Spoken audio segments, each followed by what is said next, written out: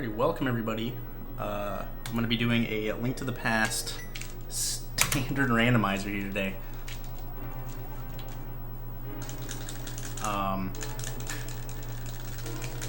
What that is it's an item randomizer. All the chests are randomized, different items everywhere.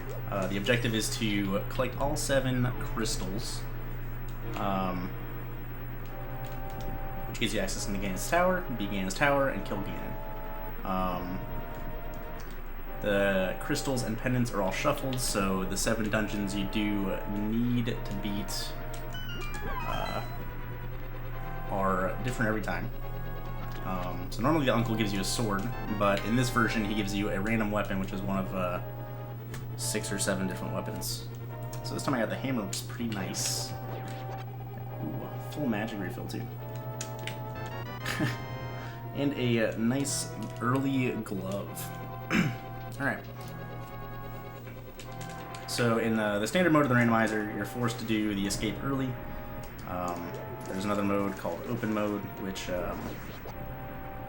allows you to skip the escape, at least the forced escape. You might still have to do it to get a required item or something like that, but... So the first section of these is always the same, just going through the escape. I'm going to be killing enemies to try and get a bomb drop, which is right there, so we're good for bombs. There's a bomb wall at the very end of the escape that has 3 chests behind it. So it's nice not to worry about coming back here. And a sword. Nice. Alright. So you see on the bottom left, we have an item tracker. It also has the dungeons on it, so when I find out which dungeons are crystals and which dungeons are pendants, that'll also be labeled on the tracker. But yeah, so depending upon what dungeons are crystals, it changes up the required items that I need. Oh,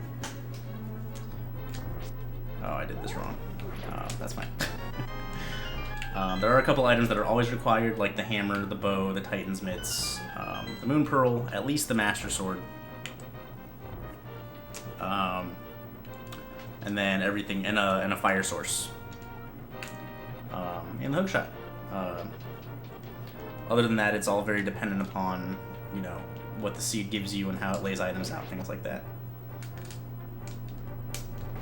Hammer is a very good weapon. It does tier 3 damage, where my sword only does tier 1 damage, so I'll be using the hammer for a lot of combat and the escape, just because it's so much more powerful.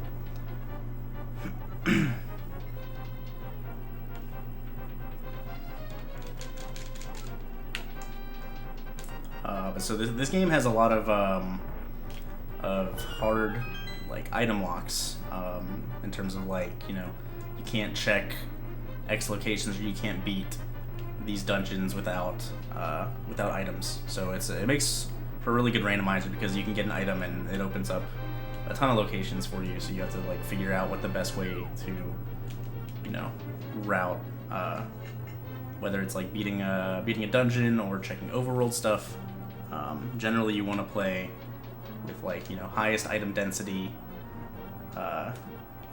in the shortest amount of time. But that's not always the case. So we'll see what happens this seed. Randomizers are a lot of fun because it takes your speedrunning ability of the game and also throws in, like, a puzzle aspect,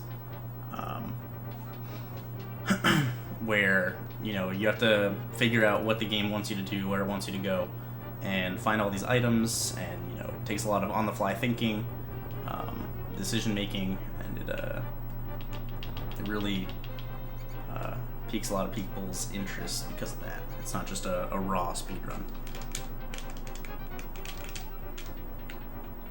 So normally I'd be farming enemies here, but since we already got a nice 8 bomb drop at the beginning, you can just walk right on through. This chest here has to be a small key because there's a locked door here. Oops. You also notice that I have this light cone. In the normal game, you'd find the lamp in one of the first 3 chests that you encounter, or in 3 of the first chests you encounter. But in Randomizer, they give you this light cone in the escape only, just so that lamp isn't forced early. It allows for some interesting situations where you might have to go through dark rooms without the lamp, because without the lamp you don't get the light cone in most situations. Alright, there's another bomb there, that's nice. Hopefully it'll still be there.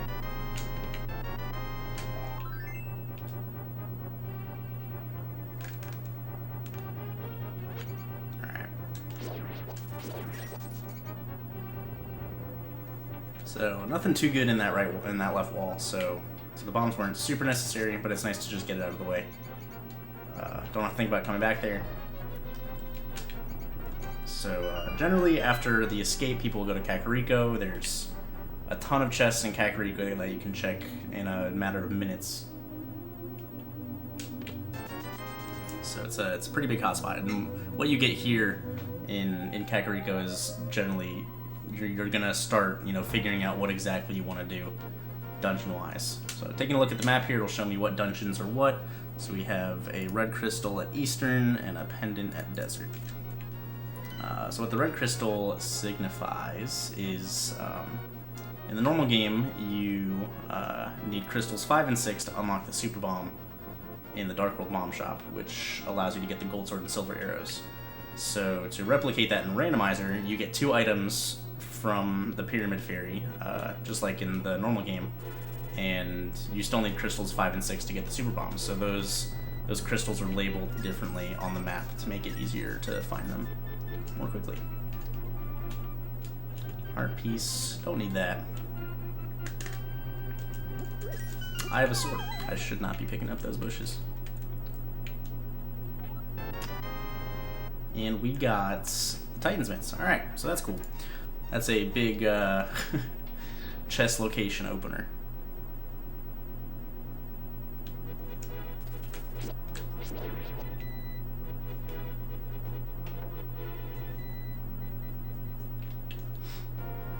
Alright, so Kakariko, we have 5 chests in the first house. We have 5 chests in a cave over here, and then we have the sick kid who needs a bottle to get the item from, the bar bottle, and the chicken house. There's a total of 13 checks here. There's also the magic bat, which you need powder and the hammer for. Kakariko is pretty loaded. There's a bow and a bottle. Alright. So we can do a lot of the Kakariko stuff in this first trip.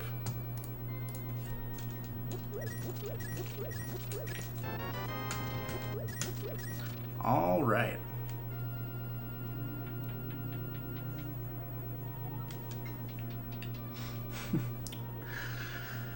So, right off the bat, with Eastern being a crystal, I'll probably go straight there after I do some of these early light world checks.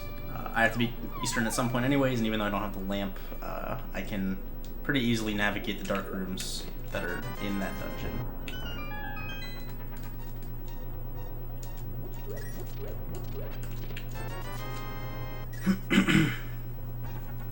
Nothing in these chests. There's the Moon Pearl.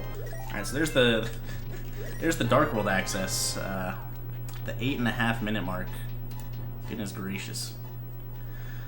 So this merchant here normally gives you a bottle for 100 rupees, but Randomizer is just 100 rupees for any random item. He can give you 100 rupees back. He can give you something useless like that.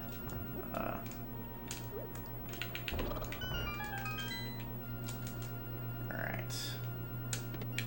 Bombos. So medallions are the big things that I don't know if they're required or not until I see them blocking a dungeon. So that's another thing that's randomized, is the medallions required to get into Misery Mire and Turtle Rock.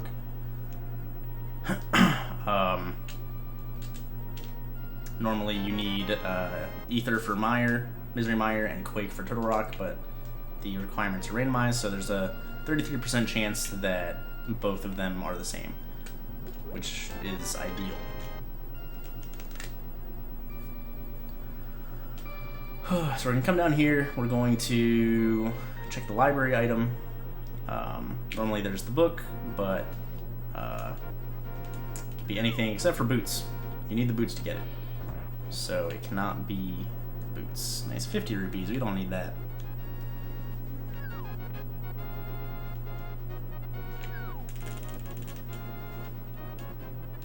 Got the maze game, which is red rupee. Alright, we're out of here. Saving and quitting. So we're gonna go down here to the dam, and then we're gonna make our way through the south shore to the right for the Moldorm Cave and Ice Rod Cave, which is another 6, or I guess 8 locations in total. And then after that, I'll probably head to Eastern, finish that up. So with this randomizer, dungeon items are always in their own dungeon. So every dungeon has its own small keys that are loose or in chests. It always has the maps, the compasses, and the big key. So all those things are always in their own respective dungeons. So I know how many potential item locations there are in every dungeon because of the fact that I know that there's, you know, dungeon items also in there. So I know that Eastern has the potential to have 3 items in it. Doesn't mean they're all good items, but it has the 3 chests that have the nice boots. All right, not too shabby of a start, I will say.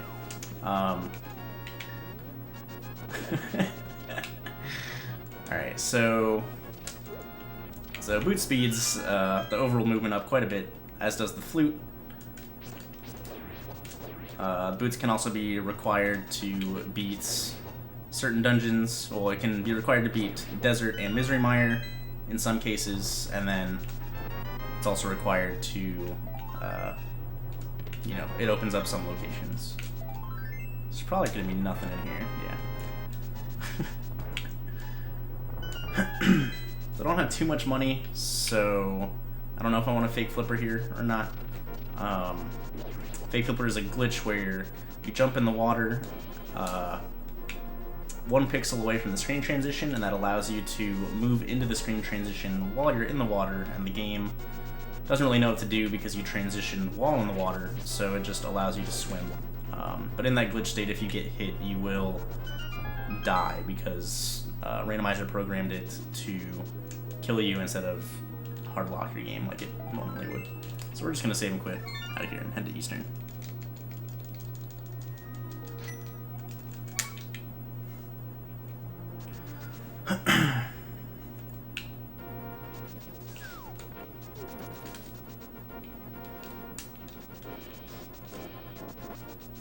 So all you normally need to beat Eastern is the bow and the lamp, but because I know how to navigate the dark rooms, I don't really need the lamp. So we're gonna come here and beat it. Oh god, I guess we're gonna do this first. Right there was a glitch called spin speed. Ether and arrows. All right. So what that glitch is charging up spin attack and releasing it, and then pressing the dash button 1 frame later puts Link in a glitch state where touching a set of manual stairs allows him to have dash speed while running. The same state can also be achieved by doing an item dash with a hook shot.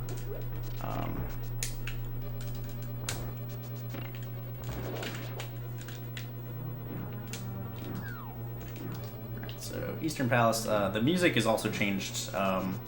In the normal game, there's music for the Light World dungeons and there's music for the Dark World dungeons, but that's changed. So if you walk into a Crystal dungeon, it will give you the Dark World dungeon music, and if you walk into a Pendant dungeon, it will give you the Light World dungeon music. So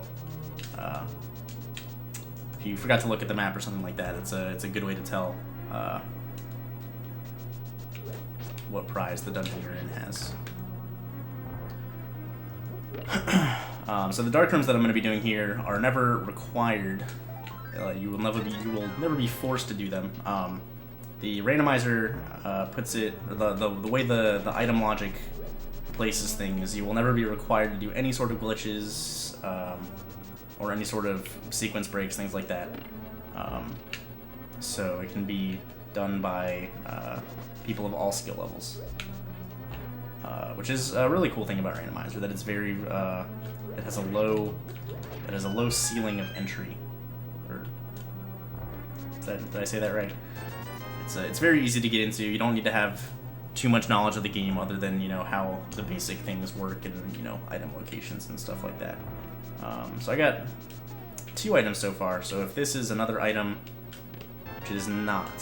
So there's 2 locations left. There's the boss drop, and one more chest in here. One has an item and one has the compass. So I'm gonna come check this chest just to hope that I don't, you know, it's a 50-50 whether the item is here or at the boss. I don't want to risk having to come all the way back here for an item if it ends up being an important one.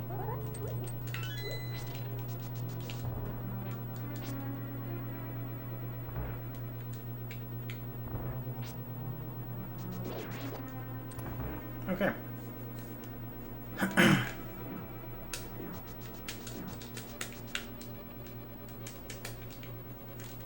going to do a little damage boost here to pick up the pot and press the switch without actually having to kill all the enemies in that room. Saves a pretty decent chunk of time. The enemies in that room are really annoying to kill. But no item there, so I know that the last item is going to drop from Armos.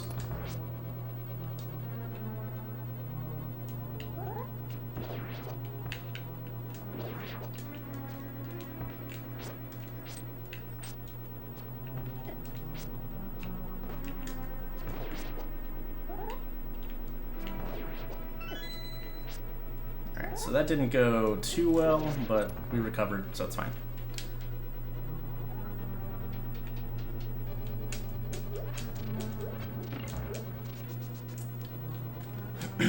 So yeah, the game will never require you to do a dark room like that. So the lamp has to be available somewhere before you're supposed to beat Eastern, and you know, something I get from the boss here can't lead to a location where the lamp is.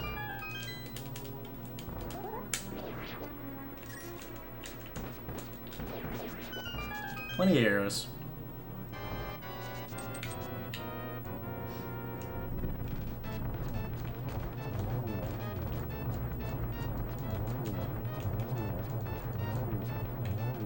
Alright, nothing here. But we got the crystal, so that's good.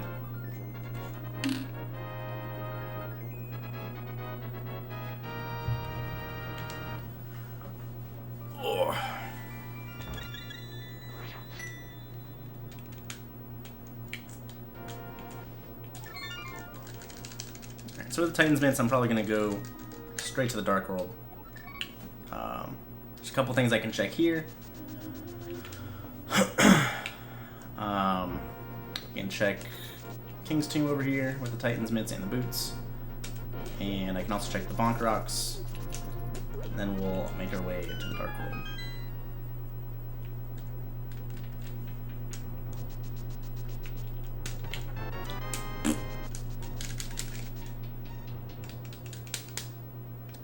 Once I get in the Dark World, I'll also be able to see what the other crystals and pendant dungeons are, so that'll tell me what exactly I need to finish this seed.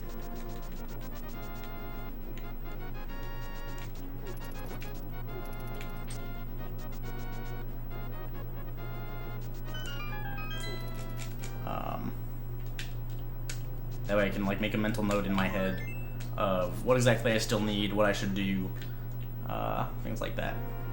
I'm also going to come up here and check the lumberjack tree. I don't have the lamp yet, but I do have the boots, and if there's an item up here, then Aghanim, you have to beat Aghanim to progress the lumberjack sequence. They're just sitting there forever, chopping down that tree until you beat Aghanim. There's just some arrow upgrade there, so we don't need to bother with that, thankfully.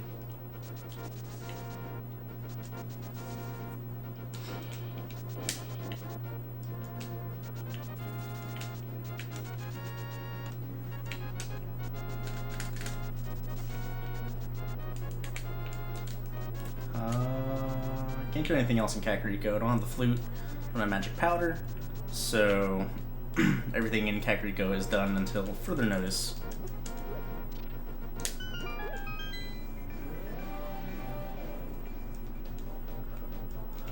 So now we're in the Dark World. So Randomizer can put you in some situations where you come into the Dark World with very low health, you know, very weak weapons. This time it's not too bad. I have blue mail and I have 8 hearts, so things won't be too dangerous for me. Let's take a look at this map. We got green pendant at Turtle Rock. We have another good crystal at Mire, and Ice Palace is a pendant. Okay, so that tells me the dungeons that I absolutely 100% have to beat. Green pendant is important. It being at Turtle Rock, getting the green pendant gives you the item from Sahashala, which is normally the boots. So hopefully Sahashala won't be too important. I guess I should also point out that I am, you know, not playing with the normal Link sprite. The Randomizer development team has created a ton of sprites that you can pick from. There's probably like, you know, over 80 sprites you can choose. This one is the Pug, but I enjoy not playing with Link every once in a while. Half Magic's pretty nice. Oops, I clicked the wrong thing. So I know Thieves Town has 4 items, and one of these first 4 chests has to have the big key.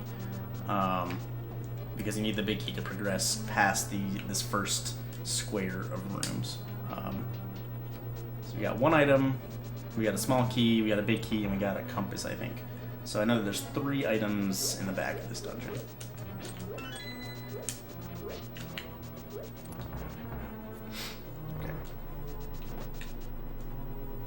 Yeah, most of the dungeon routes are relatively similar, with just like, you know, some pit stops on the way to get chests.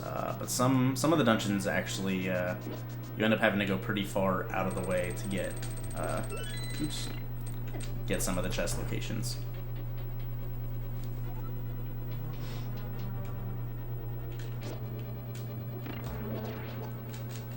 Alright, coming in here with Fighter Sword is a little tricky. A lot of these enemies, which would normally die with the Master Sword Slash, which you would normally come in here with in a speedrun, don't die. So you need to be careful about, you know, when you stop your dashes and things like that, just so you don't get bodied. All these enemies, this dungeon is probably about the part in the game where things start doing a decent chunk of damage. So without the blue mail, a lot of stuff in here would be doing 2 hearts of damage. So the difficulty really steepens after the first couple Dark World dungeons. Hammer, okay.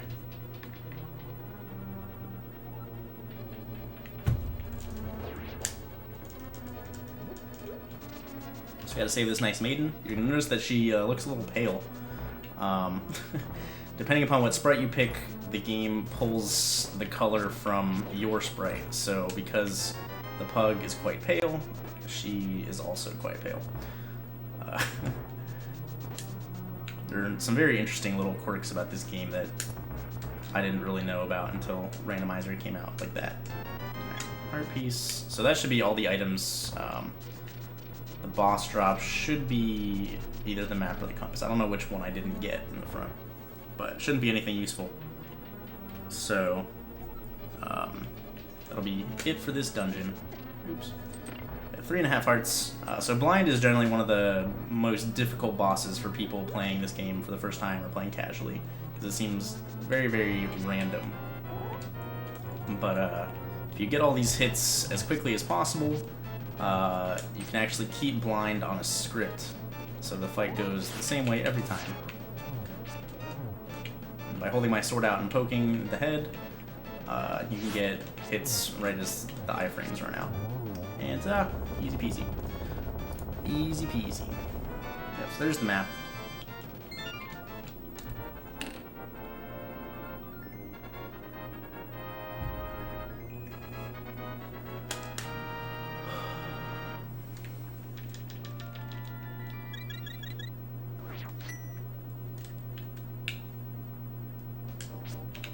Got a couple more. Oops. Got a couple more locations that I can check here. That I'll probably do before heading into Skullwoods. I'll probably go south in the Dark World first, take a big loop to what we like to call Hype Cave. Because in an older version it used to always have a bunch of goodies, and now it usually doesn't.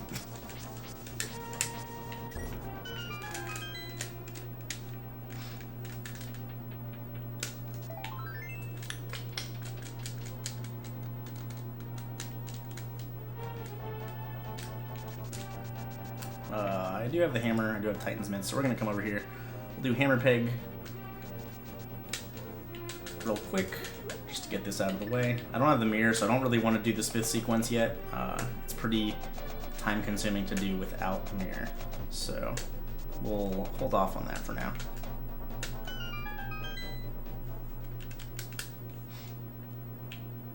We don't need that. We don't need that.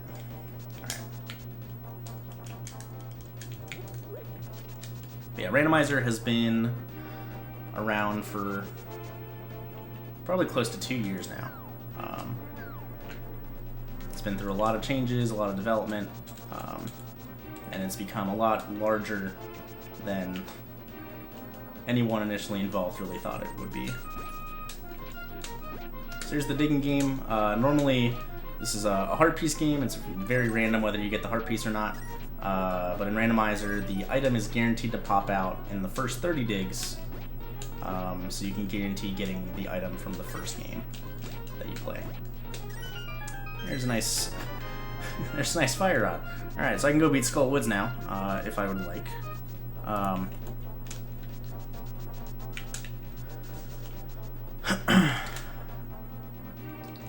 So I can't check this item here. Normally, you can mirror down there and check an item in the cave.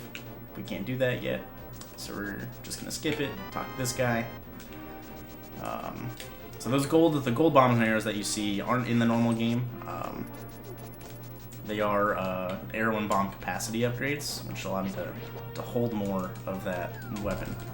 Normally you can get those from the Luck Fairy and Lake Hylia, but because they weren't in chests normally, we decided to make a sprite and add them into the item pool, just to add the ability to get item capacities in the Randomizer.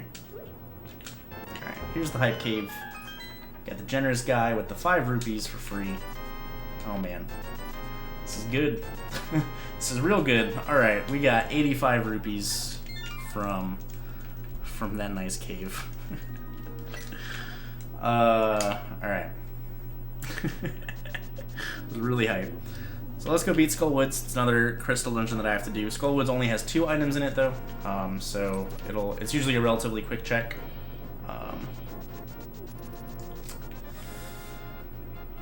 And then I'll have to figure out what to do after that. Hopefully I'll get another key item in Skull Woods to kind of give me a more direct route, but after this dungeon, I don't really have anything immediate that I should do in terms of like doing dungeons or checking something in the overworld and stuff like that. I don't really have any like clear-cut best options to make or options to pick from. So here's hoping that there's something good here.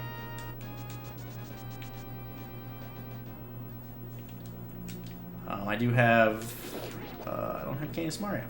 I do have Palace of Darkness open to me, and I can full clear it, but it is a pendant, so ideally I don't go in there this early. Oh god. This is fine.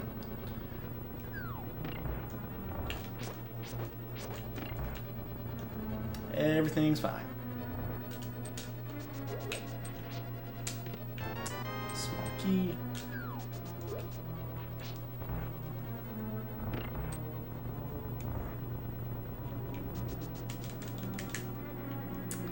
Oh, I am, excuse me, I'm misremembering my pendants and crystals. I did a seed earlier where pod was a pendant and I didn't step foot in it. So we're gonna go to pod next, so please ignore me, it's good.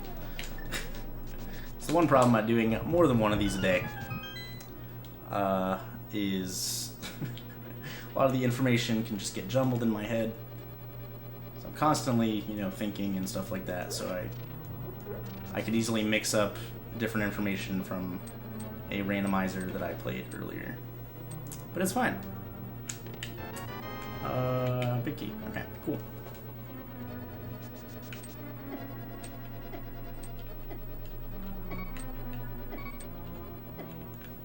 So we're gonna take a nice little death here.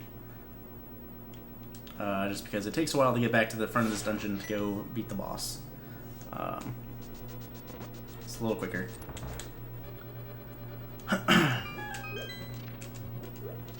Yeah, that doesn't change too much, thankfully. This is still a crystal dungeon, so I still had to do it at some point anyways. It doesn't really matter too much that I did this before doing Palace of Darkness. Oh, right.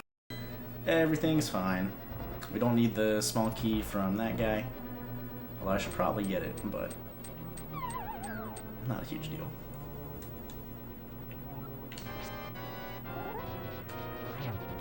So I have a little bit of a weird sprite here because I fell down the hole as a bunny. Game doesn't really like that very much. What?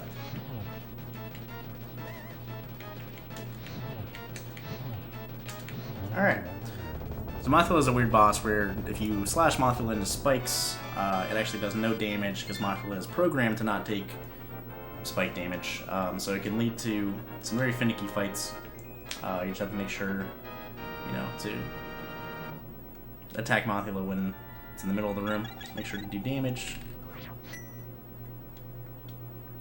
So far, no items in this dungeon. All the items are in the front, so this routing of going straight to the back wasn't necessarily the best this time, but it's fine. Still 2 more items in here. We've gotten a small key and a big key, and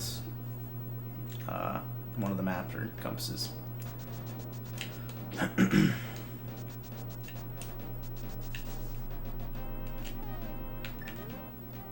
Do a little bomb jump here.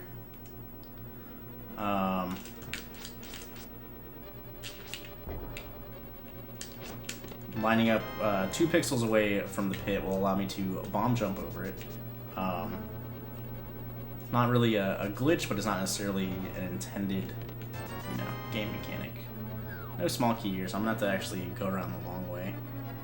That's the reason I should have gotten the mummy key, but it's fine. Oops. So one more item in here, and then we are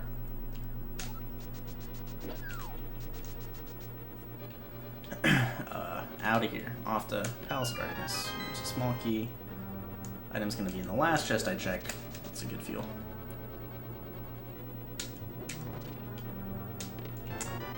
Another bottle. Okay.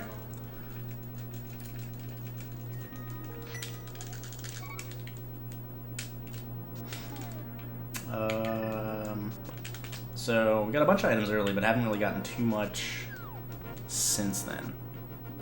I technically don't have access to Death Mountain logically because I don't have the flute or a lamp. There's the Dark Cave to get up to Death Mountain that you normally need the lamp for.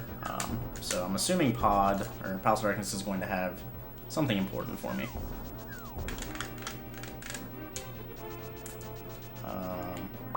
If not, there's a couple of, you know, out-of-the-way locations that I can check. We're going to check what's on Pyramid real quick before we go into Palace of Darkness. There's an item up at Catfish, but I'm not going to worry about that just yet. Nice 10 bomb upgrade, we don't need that.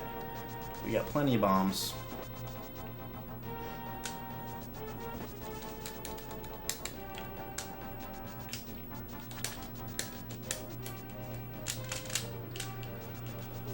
So all of the money stuff that you need to worry about in the vanilla game is still present in Randomizer. Kiki still takes 110 rupees to open this dungeon. You know, Zora still takes 500 rupees. So keeping track of rupees, at least to a certain extent, is relatively important in Randomizer. As you can see, there's an extra 0 next to the rupee counter. There's a ton of, you know, rupee chests all throughout this game, and you end up wasting a lot of money being capped at 999, at least in Randomizer. So the developers added another digit just so that money doesn't go to waste. You end up getting you know, 1,000 or 2,000 rupees pretty much every time you play.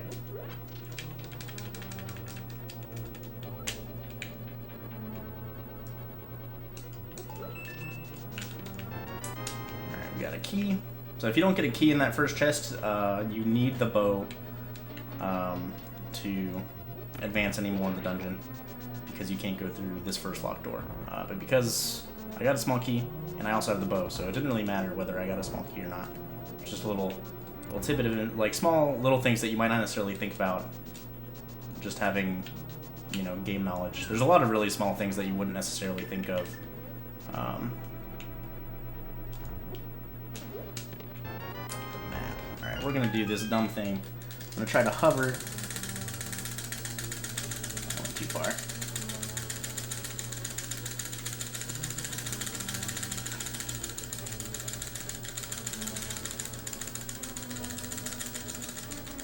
Alright, somehow... somehow I didn't fall down there after having to recorrect multiple times. So that was a little glitch.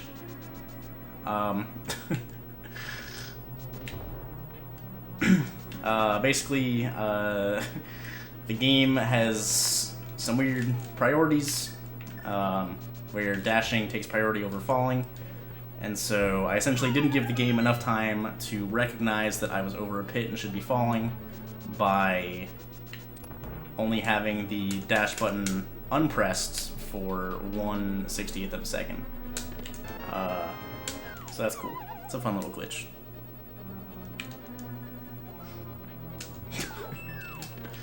There's a flute. Alright, so there's my Death Mountain access. So that opens up a little bit for me. That'll also open up the Misery Mire area. I do have Titan's Mitts, so I can check out the couple items that are there. That's it.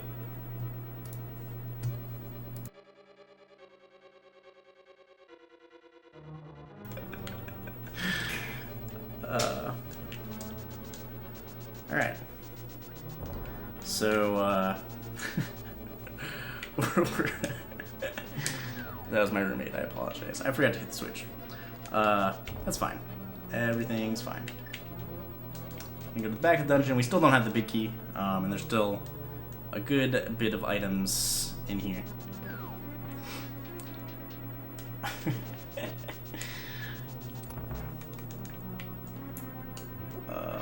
Okay, so Palace of Darkness has 5 total potential item chests. I got the flute already. I'm pretty sure that's the only one I've gotten so far. There's the Cane of Burna. So Pod is another one of those dungeons that generally requires the lamp, but I have the fire rod, so I'm not really worrying too much about...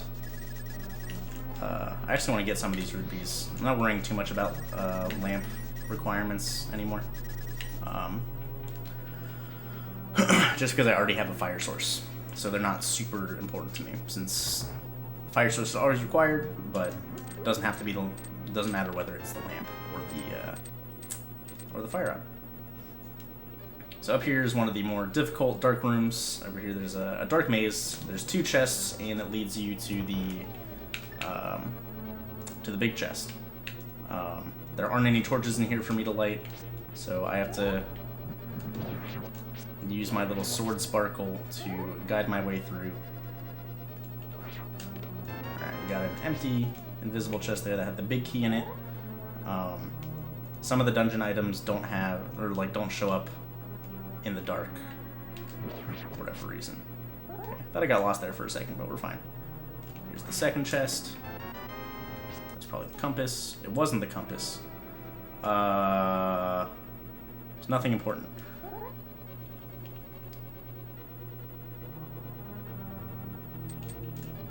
Alright, my bomb missed the wall, so we gotta place another bomb there. And there's the compass. Alright, so I'm gonna try to death warp here again. I unfortunately can't see the enemies that I want to death warp on. So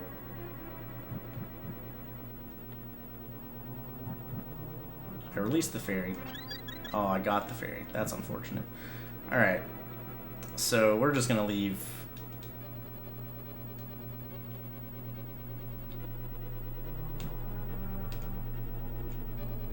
We're just gonna leave through the door.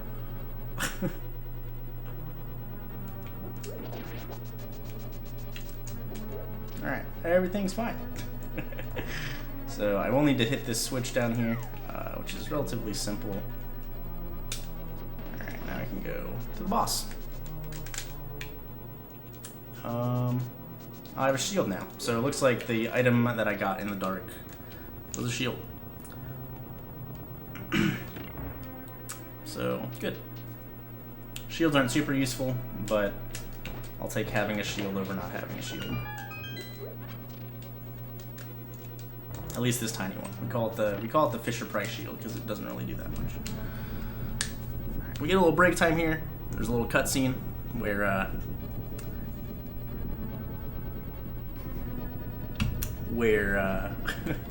the wall moves to show this staircase to the basement. So you can just chill. Alright, so here's some more dark rooms.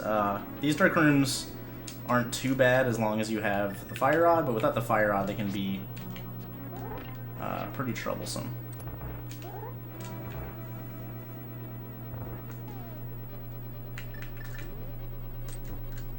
Alright, so there's a turtle there that I had to get out of the way.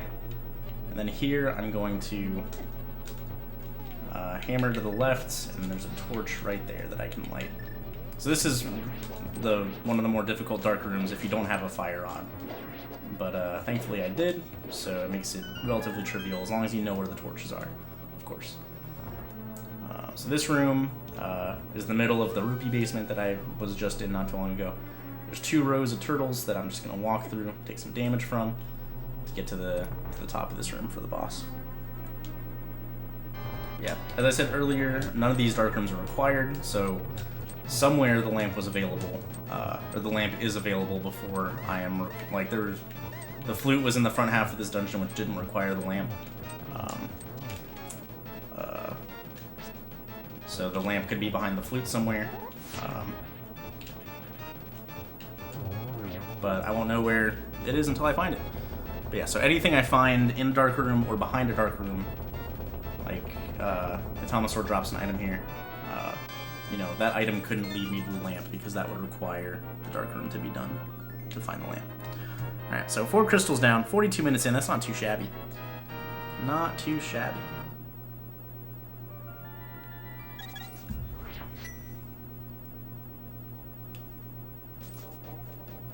So we're going to save and quit, we're going to go activate my flute and go to Death Mountain.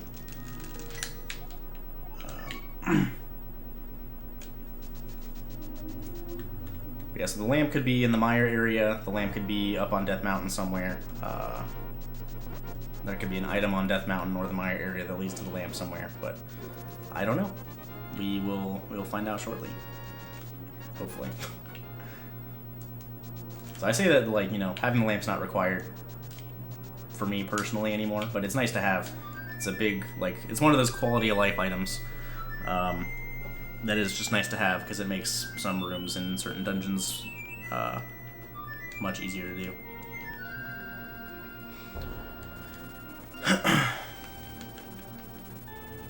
So I'll probably go check the mire area first.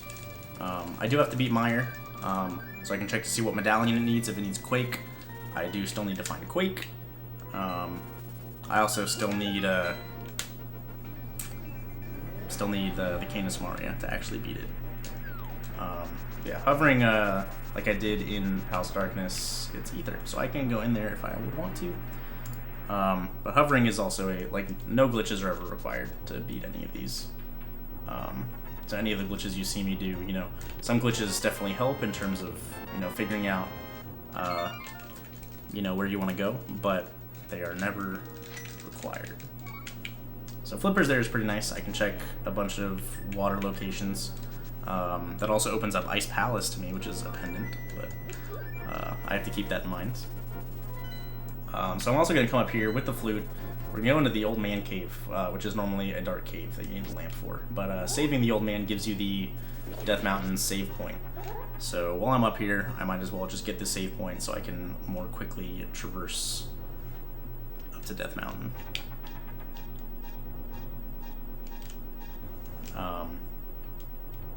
Yeah, so while the logic is done with glitchless intents in mind, when people race these for like tournaments or just doing races, whatever, generally the rule set that they're run under is no major glitches, which is pretty much anything that doesn't severely break the game, like out of bounds. Excuse me, out of bounds or stuff like that. You got a nice boomerang. Boomerang is one of those quality of life items that's never required, but it's nice to have for various situations. Okay, we got magic powder up there. It's blocked by the mirror. And we got a master sword. There's another little time-saving hover, so I don't have to go around and get that sword.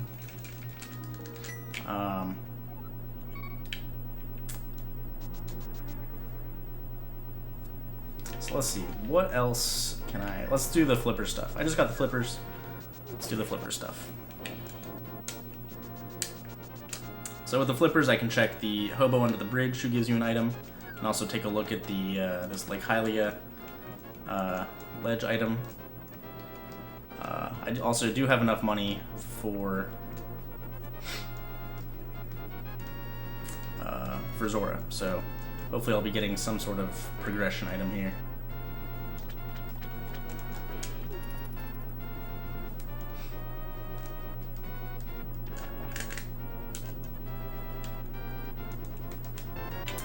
There's a nice bottle. That's 3 of them, so there's 1 more bottle around.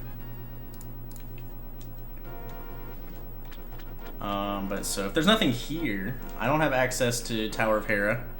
I could go into Misery Mire. It is a crystal dungeon. There's only 2 items in there though, and I can't beat it yet, so it's not really something that I, you know, want to do in my current state. Swamp Palace, I don't have the mirror to beat, and I also don't have the mirror to get into it, and I don't have the hookshot to beat it. So hookshot and mirror are the 2 big items that I'm looking for.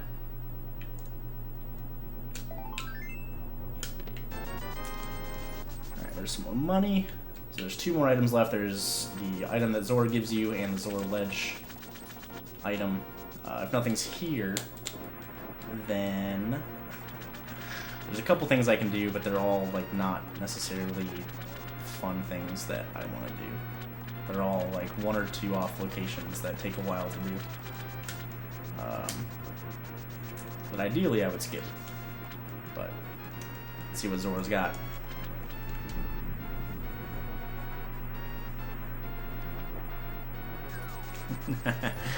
The nice 499 rupee net loss. It's always good. How do I want to do this?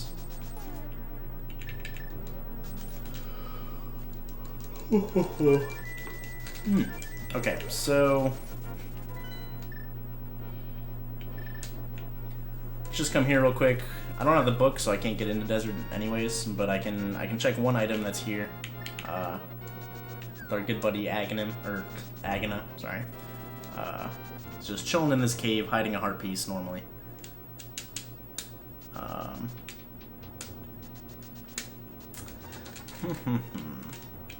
I don't have access to East Death Mountain or Hera yet, which hookshot or mirror will give me access to both of those things, which is a lot of item locations. So those are the 2 big items that I'm looking for.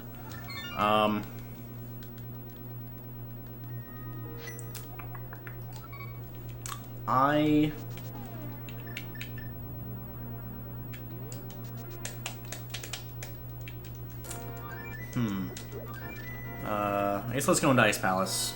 I can beat Ice Palace. It has 3 items in it. It's not, you know, the greatest decision, but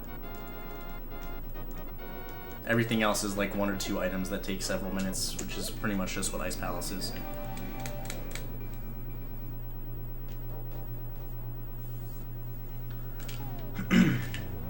So to get through this first room of Ice Palace, you obviously need the Titan's Mist to lift up the rock to get here, but you also either need the Bombos Medallion, which can melt the Freeze Ores, and a sword, because you need a sword to use it, or the Fire Rod.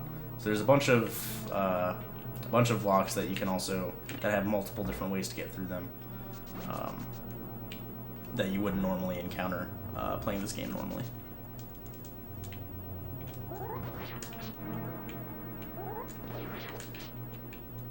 There's also a ton of chest locations that I didn't know about. You know, I've been speedrunning this game since 2012, and doing Randomizer for the first time, I had to learn a lot about chest locations.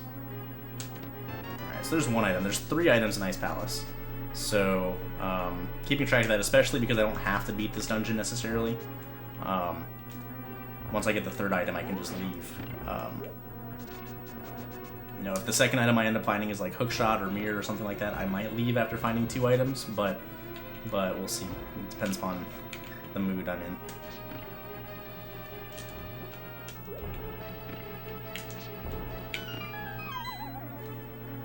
in.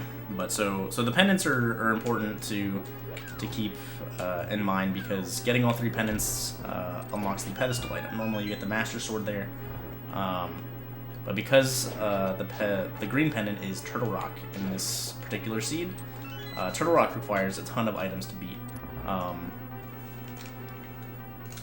So just because of the... Alright, we're just gonna bomb jump. Oh, just kidding, we're not gonna bomb jump. We're gonna use a potion, and then we're gonna bomb jump. Sounds good. So here's another one of those things that's never required. You never need to know how to do this bomb jump to play the randomizer, or to finish the randomizer. But it's just a quality of life thing to learn, just to make Ice Palace a lot more manageable.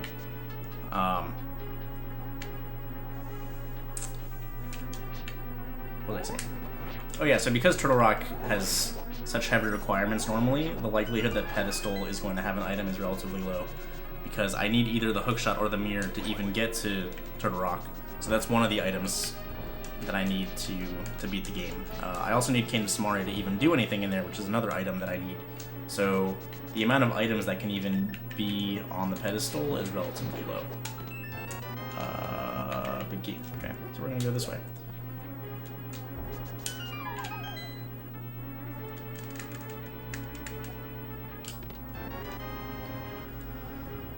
Alright, so there's still 1 item so far. We're gonna have to take this long loop through the dungeon. I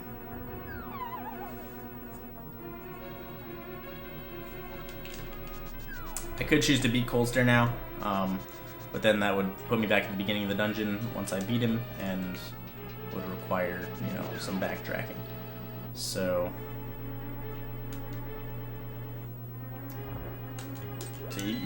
another good thing about another interesting, fun thing about Randomizer, I guess, is you get to see a lot more of the game than you would in any normal speedrun. Like, a lot of these rooms you would never see in a speedrun, and it's fun to... It was fun as a speedrunner, at least, to go through these rooms and figure out fast ways to go through them depending upon certain, item loadouts, because it's not something that I'd ever had to do before. A lot of these rooms are just useless.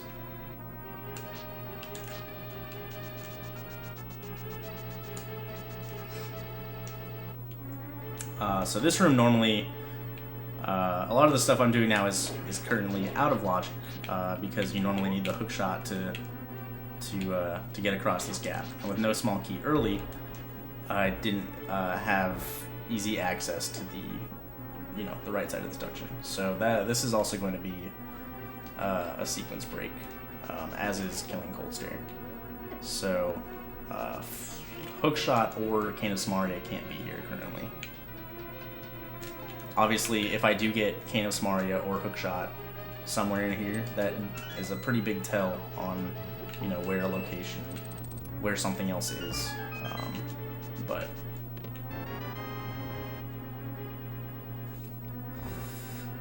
we'll see.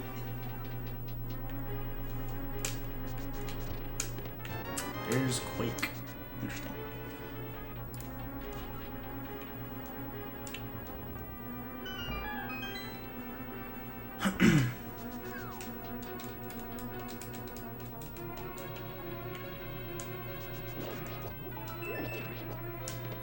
Alright, so that's the last item, so we're gonna leave. Nothing too crazy in here.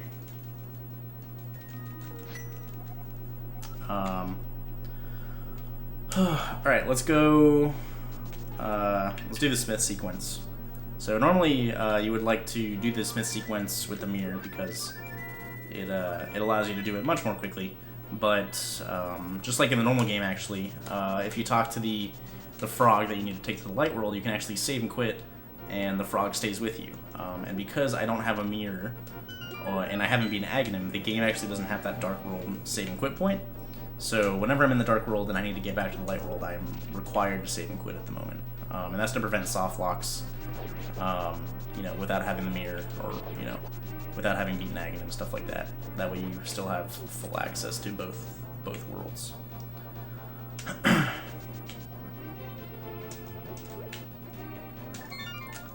Okay.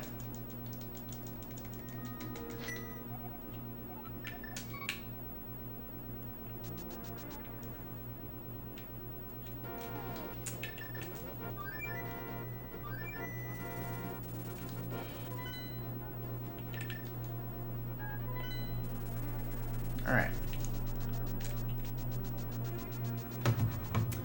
So we're gonna return the Smith, and the Smith will give me an item for 10 rupees, and then that will also unlock the purple chest for me, which is back in the same spot in the Dark World.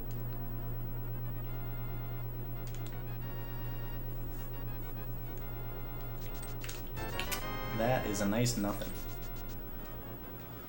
We're gonna save and quit.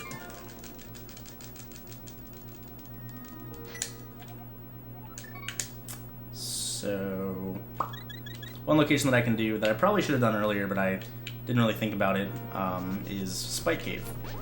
So Spike Cave is one thing in the Dark World here that I do have access to. But I decided to save and quit after getting the sword. So, let's see what's in here. If it's not here, there's not too many more locations I have left to check that can have a progression.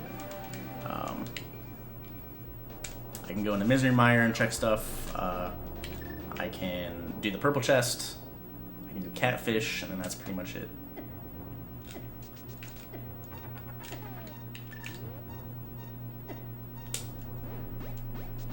Alright, so this cave requires either the cane or the cape. Both of those things negate damage that you take.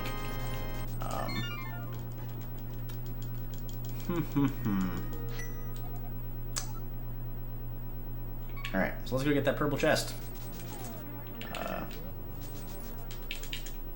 Not too many things I can do left.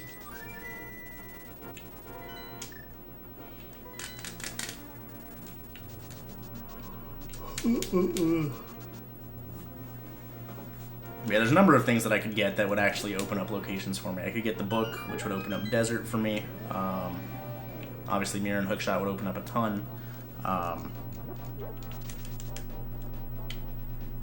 I guess that might be it, actually. Just book, I guess mushroom. I already know where powder is, so powder, you know, I can't find powder anywhere else than where it actually is.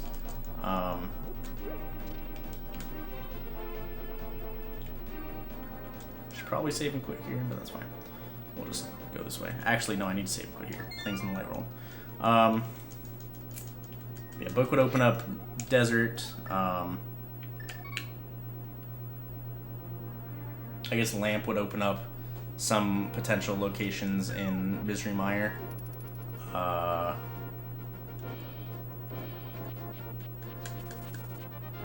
guess to be more specific, I guess lamp wouldn't actually open up anything in Misery Mire because I have the fire rod. I just can't technically beat the boss, or logically beat the boss without the lamp.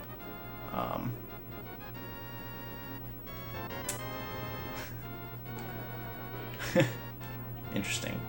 Okay, well that's gonna skew. So right now all I have is Misery Mire. I should have just fluted from there. That's fine. We can get some health here. So even though I don't have a lamp, I can beat Misery Mire. But some other form of progression has to be either catfish or in Misery Mire for me.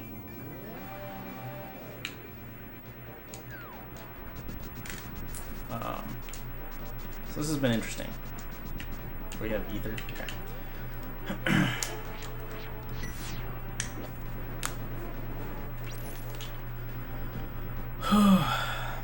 Yeah, so now all I'm missing is the hook shot and the mirror. Those are the last two things that I need to beat the rest of the crystal dungeon that I need. So here's hoping I find those things soon.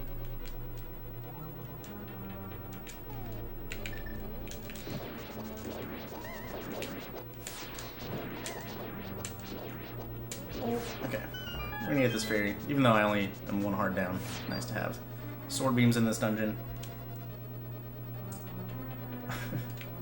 So Mire is one of the most interesting dungeons to route. There's a lot of key doors that like lead to other small keys that are under pots. There's just a lot of like junk in this dungeon that you don't actually need to go through to beat it. So key placement in this dungeon is can be very telling about where the big key location is. So we'll see. I'll explain it more once I get to the chest that is very telling about where the big key is. Okay.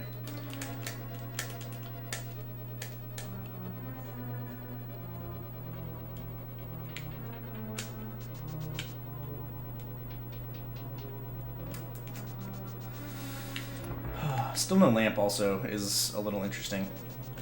I'm not entirely sure. Unless it's in here. I'm not entirely sure where it could be besides catfish. Oh.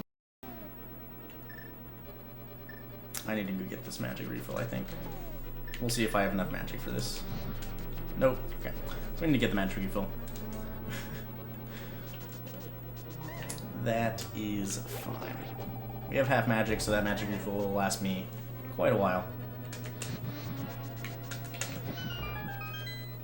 Alright, so if this chest right here is a small key, because of how many small keys there are in this dungeon, and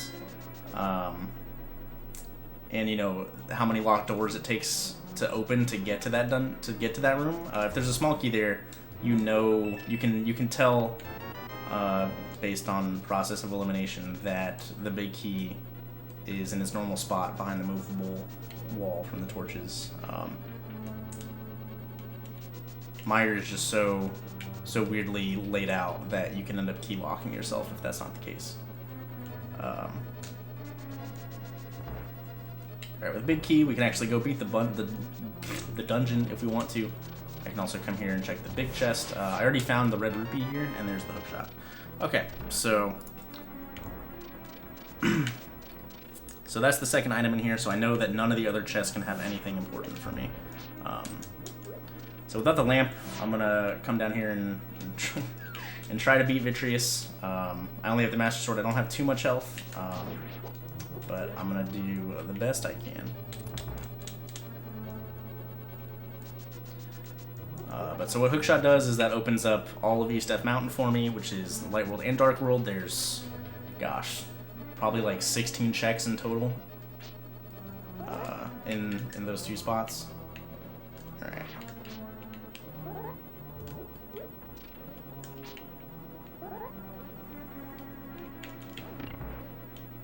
Alright, so that room is pretty hard just because you have to place a block on a switch that you can't see without the lamp. This room can also be a little finicky just because there's a spike here, but I do have the Cane of Berna that will allow me to walk right on through.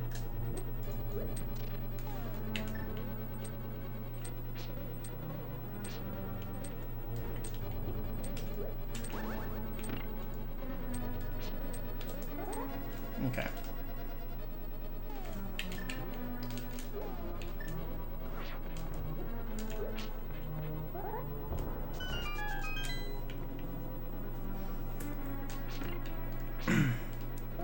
So that does give with the hookshot being there, that actually gives the potential lamp location a couple more possibilities. Lamp can be behind hookshot because hookshot wasn't in the dark room, or hookshot you didn't have to go through a dark room to get to hookshot. So that does open up the lamp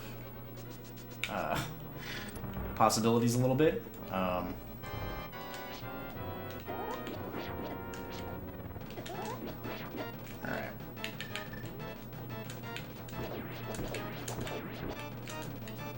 Oh!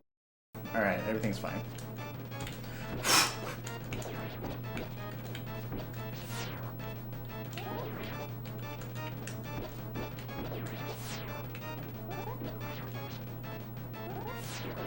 Alright. Everything's fine. We killed Meyer.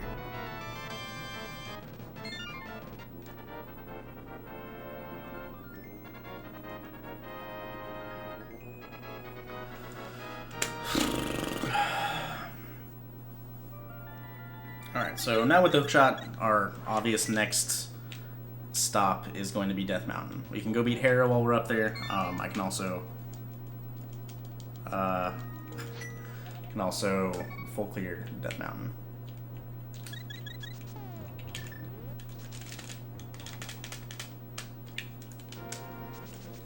Also be able to check Ether Tablet while I'm up here. With not too many,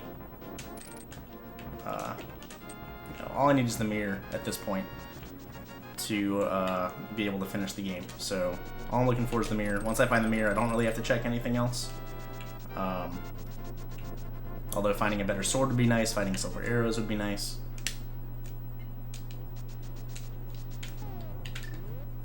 But we'll see. We'll see if the seed wants to be nice to me today.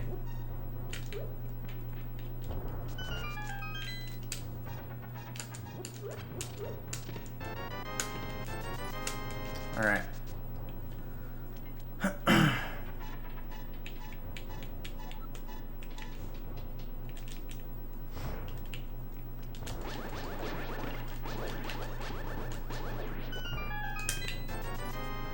Come on, mirror. So at this point, like, any chest that I open could be the last chest that I open in terms of, like, me actually looking for items. So this is where Randomizer gets a little exciting. That's good. That's good. We got another shield, though. So that's good.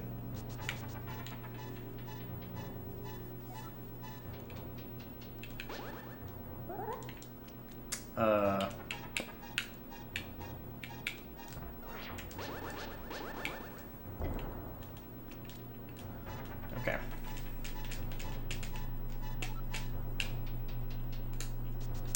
So we're gonna come up here. We're gonna check what's on the ledge up here. Although it can't be mirror, but you know, seeing what's up there, you know, might be worth it to get, since that location doesn't take too long. I actually can't check the tablet here. I don't have the book. I don't know why I thought I had the book, but if you have the book and the Master Sword, you can get all the tablets, just like in a normal game. If you have the book but you don't have the Master Sword, or better yet, you can read the tablet and it'll give you a hint as to what's in there. But for now, I can't do either. Don't mind me. Alright, we got a small key. So we gotta go in the basement for the big key, and that's always fun.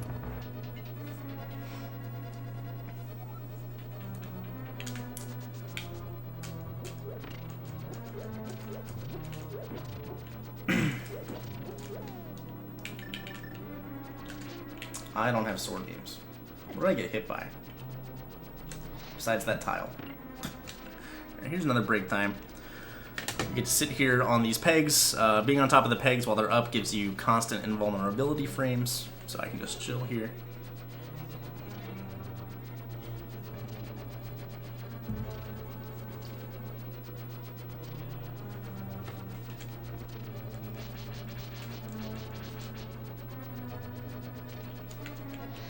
Oh god, alright. Everything's fine. Okay. There's a full magic down here that you can get. Wow, that pod just didn't actually lift up. Weird. Never seen that before. That's fun, I guess.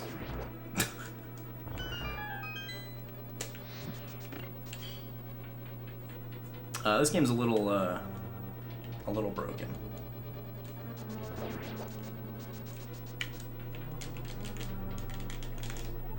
so we already saw the red rupee down there in that first basement room, so I know there's only one more item left up here.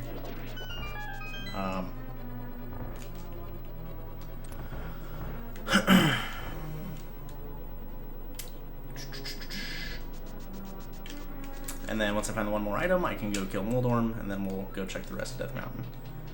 So at this point, without Mirror, I can't go into Ice Palace, or Swamp Palace, I mean. Alright, items on Moldorm. So the next logical play that I can make is Turtle Rock.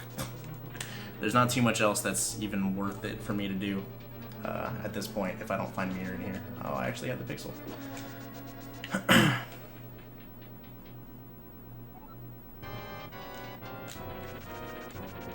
So Moldorm here is usually a pretty rough boss, but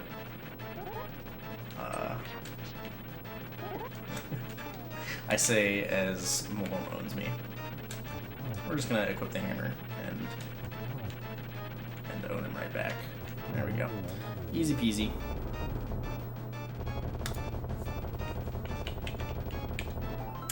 Alright, so there is the second item. So nothing here. So off to East Death Mountain.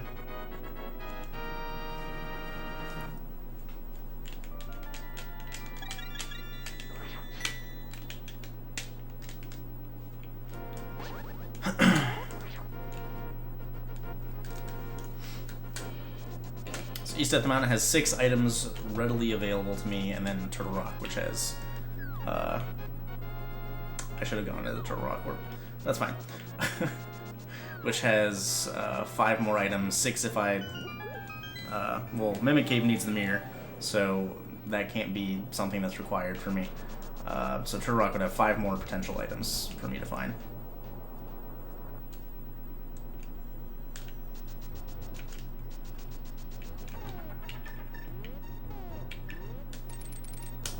So here's a little glitch, you can hookshot through moving blocks. And doing so precisely will allow you to clip through one of those upper blocks to get to this area without having to go upstairs a bunch.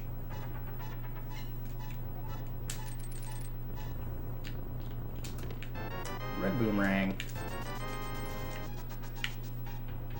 Good, good, good. I forgot a chest on Light World Death Mountain, so that's fun. But we can go back to that if I need to. But Mirror's gonna be in Hookshot Cave, obviously. So, it won't even matter. Won't even matter. What did I say? What did I say?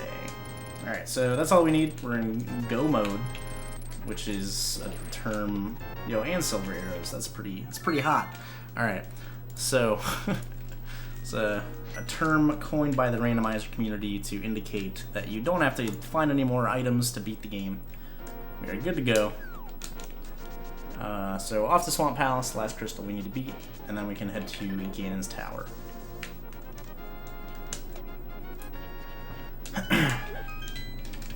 So having Mirror as my go mode item is pretty nice, because Swamp Palace is a terrible dungeon to have to check all the chests in. It's a very, very slow dungeon to full clear. So being able to, know that I don't need to find any more key items, I can just blaze right through it. Normally there's 6 items in here, so it's the most plentiful dungeon when it comes to potential items. But we can just skip it.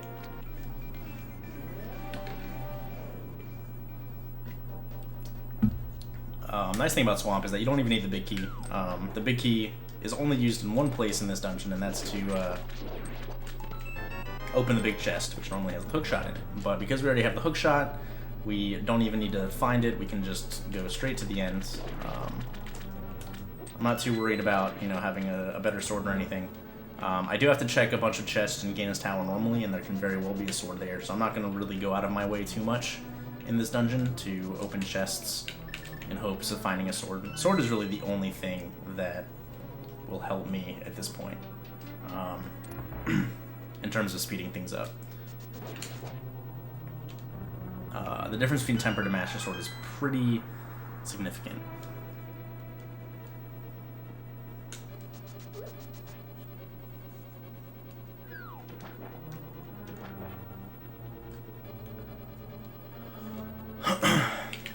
With the hookshot, we can just hookshot this first small key that's under the pot and go straight to the back, skipping the very long and slow and boring left side.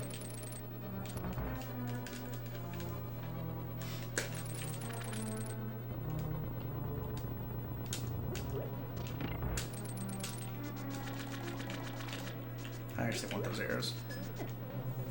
Ugh. And since I do have silver arrows now, I do want to keep track of my arrow count.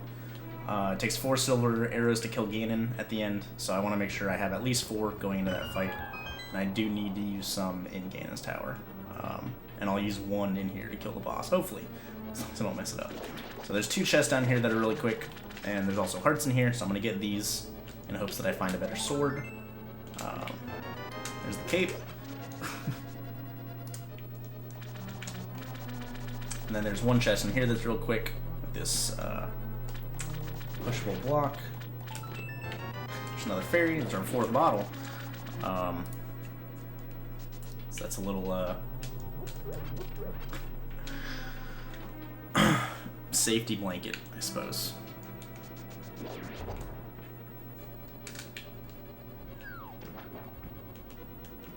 Please go up the stairs.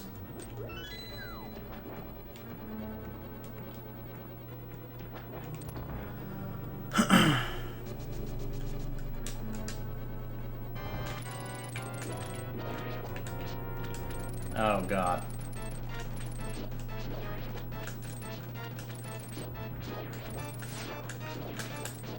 This fight is really bad without the Tempered Sword. Tempered Sword killed all these puffs in 1 slash.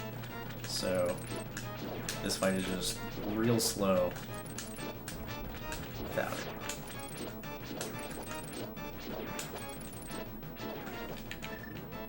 We have silver arrows at least, so this last stage, this last phase, will be nice and quick.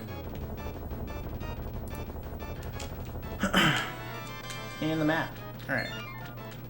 So now we like to play a game called the Ganon's Tower guessing game. There's 22 chests in Ganon's Tower. In the bottom half of Ganon's Tower. You need the big key to go upstairs.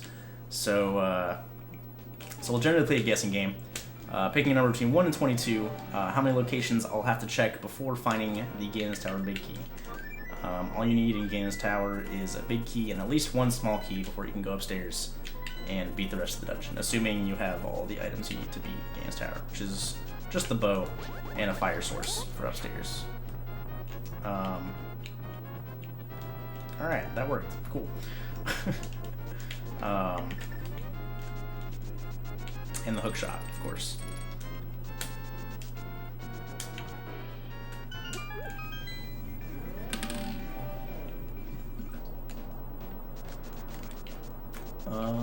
Okay. Sometimes I choose really bad times to take a drink of my water. And I'm forced to play this game with 1.5 hands. There's that little hookshot block clip again.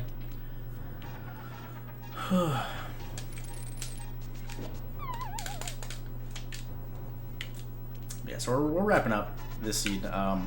Hopefully I'll find a sword in my path through Ganon's Tower, since I do have to check at least some chests, depending upon where the big key is. I'll hope that I'll find a sword on the way. But if not, it's not really a big deal. It'll just make my Ganon fight a little bit slower. Master Sword actually doesn't hurt these Lionels, so I need to hammer that one out of my way, just to make sure I don't take damage.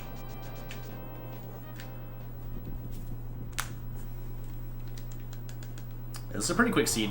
Most seeds, if you, most seeds probably range from, like, you know, an hour and a half to an hour and 40 minutes. So this is maybe a little bit longer, but this is a pretty quick seed so far. It'll probably take me about an hour and a half. Oops.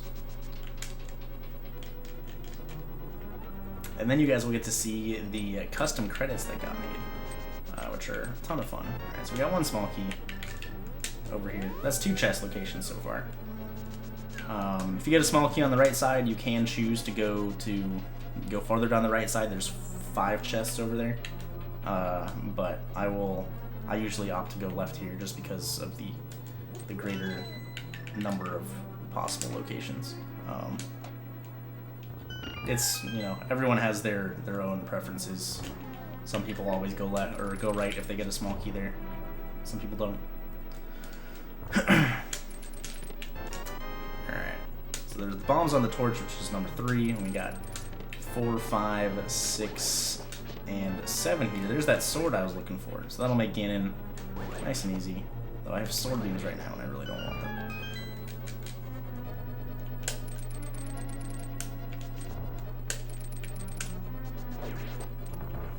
So let's click that. Got number 8 right there. Nice heart container. Don't need any more health, really, but you know, it's always nice to have.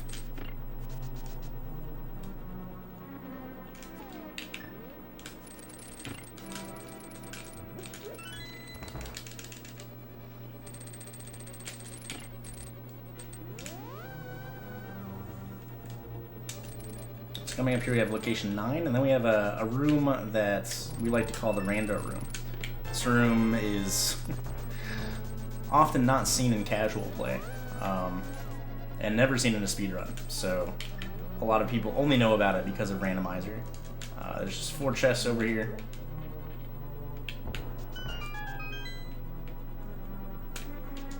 So we got chest number 10. 11, nice single arrow, 12 and 13. So no luck yet.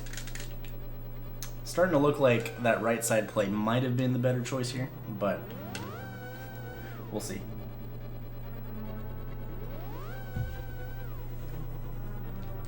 Oops.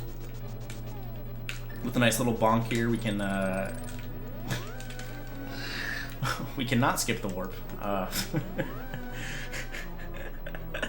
That's fine. You can bonk off the left wall there to go over that warp and avoid having to warp twice, but, you know, sometimes you just mess it up.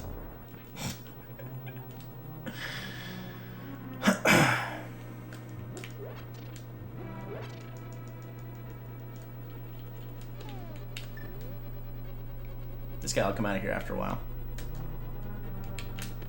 Yo, nice red mail. Almost vanilla red mail.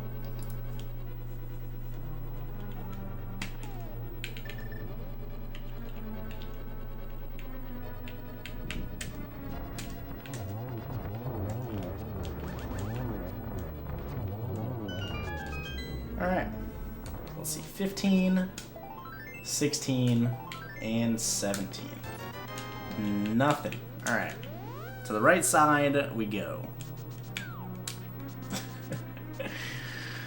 You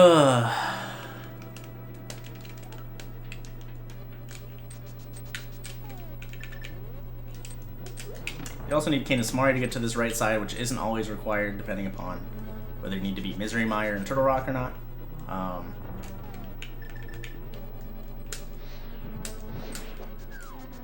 Yeah, so this room is a little tricky. Gotta light all 4 of these torches. The timer is a little tight. If you mess up a little too much, it's easy to not make it to that door in time.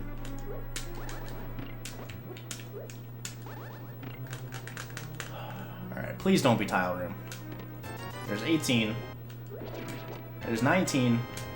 Alright, chest number 20. And we got that 1 extra small key to make upstairs. Nice and easy. Chest number 20. That's a pretty bad luck Ganon's Tower.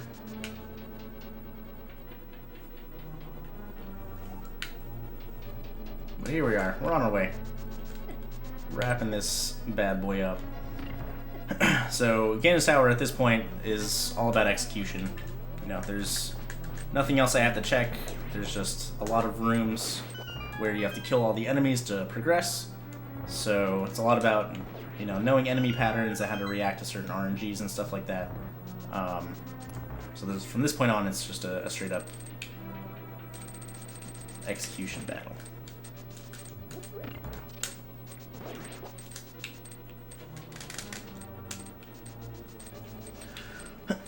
There's a nice fairy recovery room down here. But we don't need that. We're just gonna skip it. There's also full magic in one of the pots. Oh, one of the pots in there.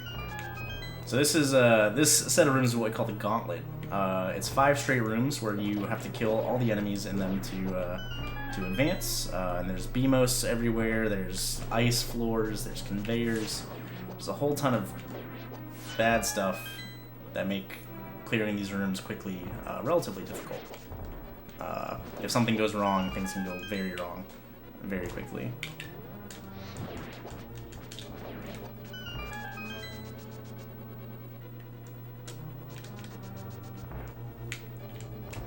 And also in this dungeon there are all 3 of the Light World bosses a second time.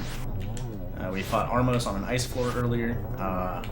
Here we have Lamolas with a fireball shooter in the corner. I guess they couldn't come up with anything more interesting than that. And then we'll have Moldworm on a interestingly laid out floor at the end of this dungeon.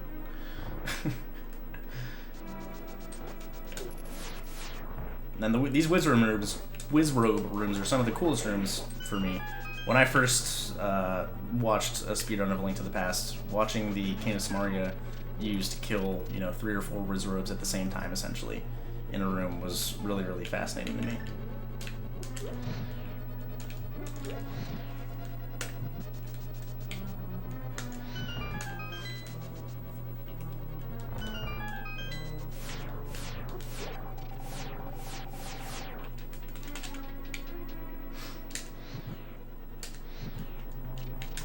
We're coming up on the end here. If I didn't have the Tempered Sword yet, I would probably check these 2 or the 4 chests that are up here. Because I have Tempered Sword, I don't really need anything else to help make things faster. Gold Sword doesn't really help me anymore. So we're just going to grab that. Didn't really need it. We're just going to make our way to Moldworm 2. Oops.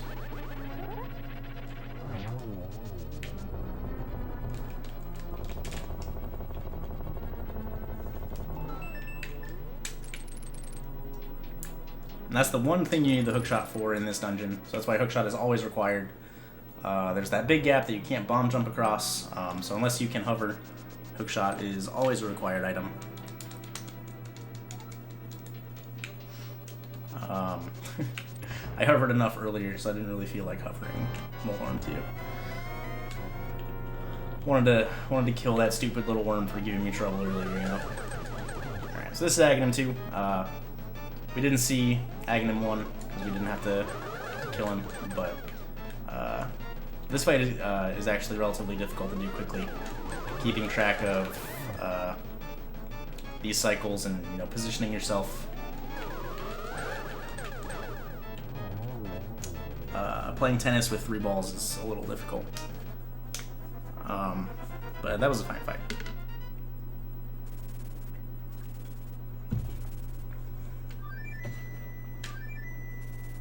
It looks like we're gonna get probably about a 130.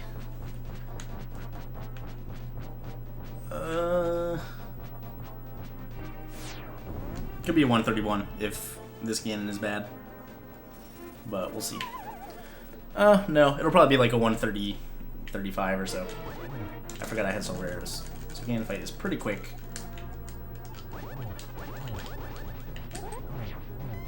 Got a nice little double spin there. Takes 12 hits per phase for the first 2 phases. I haven't been counting. That should be 12 though. Alright, so now we're on to phase 3. So phase 3 is just going to teleport around a lot, and slashing him once will cause him to break the floor. Once all 4 floors are broken, phase 4 will start, and it just takes 4 silver arrows to finish the job.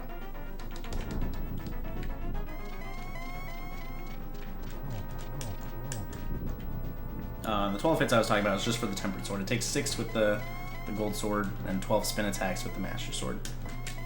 So that's why having Tempered Sword is so nice for Ganon, is just because it takes 12 spin attacks versus 12 slashes. Alright, so we got a nice early silver. Oh, I missed. Oh. Alright.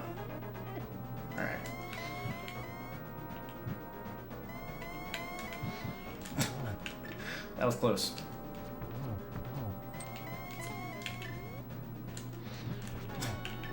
But everything's fine. We didn't fall down. We did it!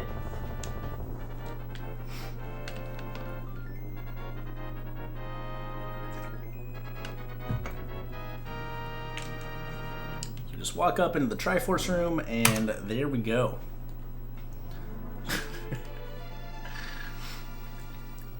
Now we get to see the custom randomizer credits. As you can see, the Triforce normally doesn't go wee. So some of the text is altered, and then it has the normal link to the past credits along with specific randomizer credits. They give a shout out to the randomizer community. There's a link to the Discord in the credits, and then it also shows certain statistics about the seed you just played.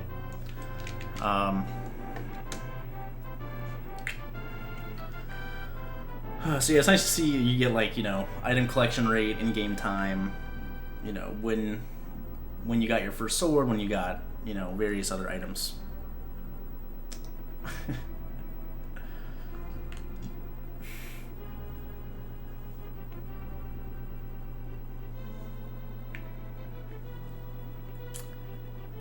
Sacerdotle's Homecoming. That's my boy Sacerdotle, the nice old man who gives you the boots. The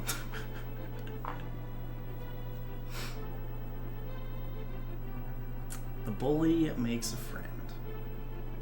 Pretty sure that's what it says in the normal game. But I honestly don't remember. Stop! Hammer time! It's because the uncle gave me a nice hammer at the beginning. Life lesson for sale.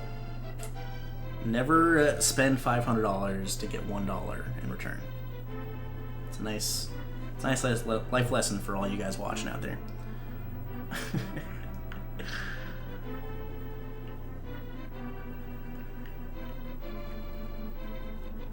Yeah, if you guys have any questions, feel free to leave it in the YouTube comments, and I'll do my best to answer them. Nice lumber clones. Be sure to like and subscribe to the Team Allegiance YouTube channel, and I'm sure we'll be doing more stuff like this in the future. But it's fun to do these commentary runs every once in a while. You know, they're generally very informative for people that are new. And even people that aren't new, you know,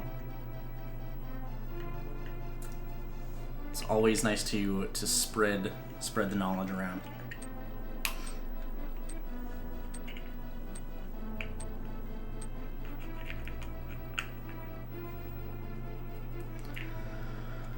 The poverty-struck kid. I don't remember what he gave me. He must have given me like 20 rupees or something like that. Poor kid gave me his allowance.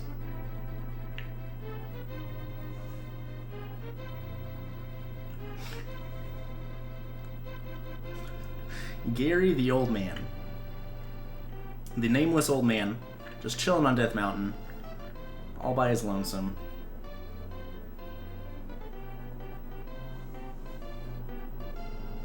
Gives you a nice little wave, though. What a nice guy. Flying vultures. I don't know why.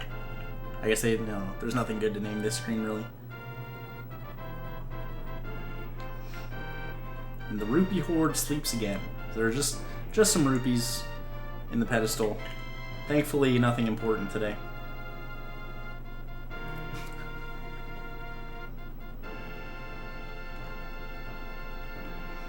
Also, link to the past credits music is some of my favorite music in the game. It's real good. Probably second only to, like, the Super Mario RPG credits. For me.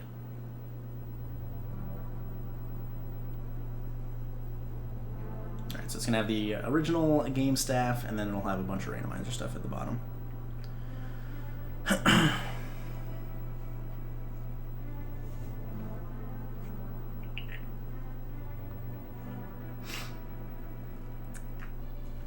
trying to think, how many item locations...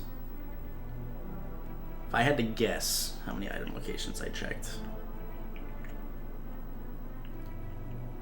I had to do a lot of Gaines's Tower. I'd probably say like 100 and... I didn't have to go into Turtle Rock. I did check most of Ice Palace. I didn't go into Desert. Probably say like 155. That'll be my guess. But yeah, I'll get to see a bunch of really cool stats that they show in the credits for this.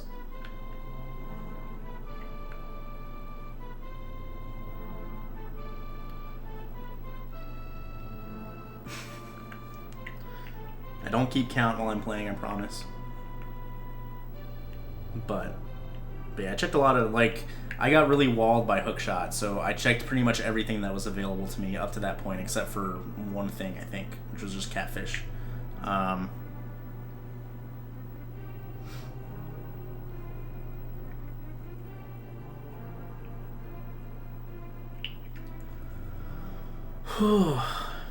But yeah, so that's the Link to the Past randomizer. There's a bunch of different modes you can play. You know, there's even like some difficulty settings so you can make things a little easier if you're new to the game. Like, you know, it gives you more bottles and more swords that are more readily available at the start. Here's the custom credits towards the end. The randomizer devs. There's an entrance randomizer, which is pretty cool. Enemy randomizer.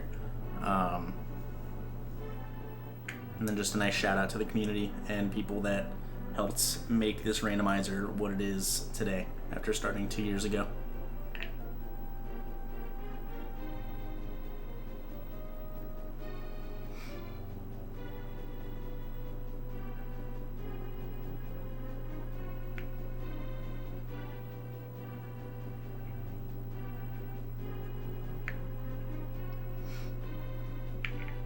There's a nice Discord link. If you're interested in trying it out or have some questions about it, you can join that Discord.